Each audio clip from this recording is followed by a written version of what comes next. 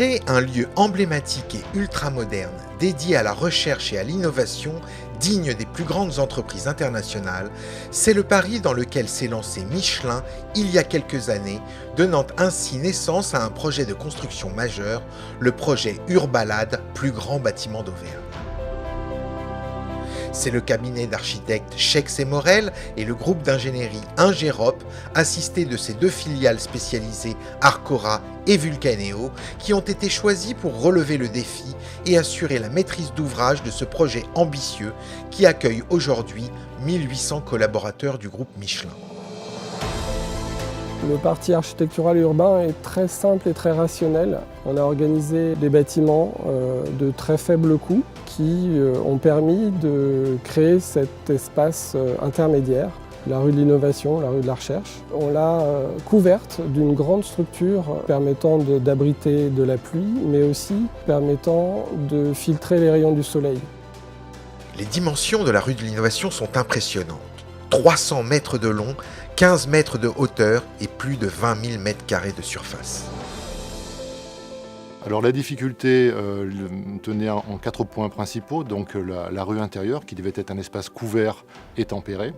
Le franchissement, le projet prévoit le franchissement d'un circuit qui coupe la propriété en deux. La modularité des bureaux, les bureaux devaient pouvoir se réaménager de façon très aisée sans générer de travaux. Et enfin, la performance énergétique globale du projet.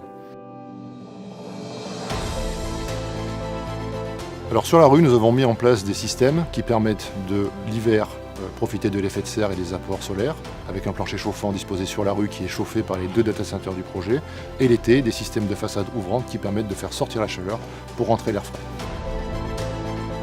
Il y avait ce défi d'ingénierie par la taille même de l'ombrière, 350 mètres de long par 75 mètres de large. Tout devient un défi, la précision de l'exécution, la gestion de l'hydratation, aussi bien thermique que des problèmes de déplacement sismique.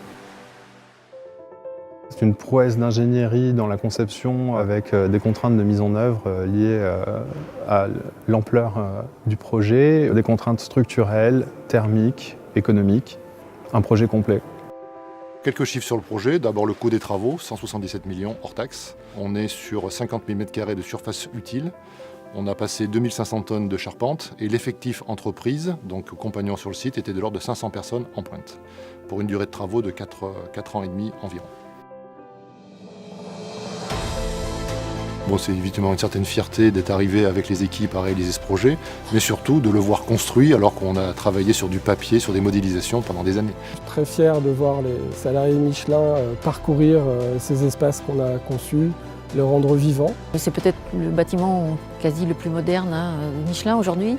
On s'aperçoit qu'après une année d'utilisation, il y a un réel enthousiasme, les gens sont vraiment contents. En fait, c'était quand même un pari au départ. Force est de constater aujourd'hui que le pari est réussi.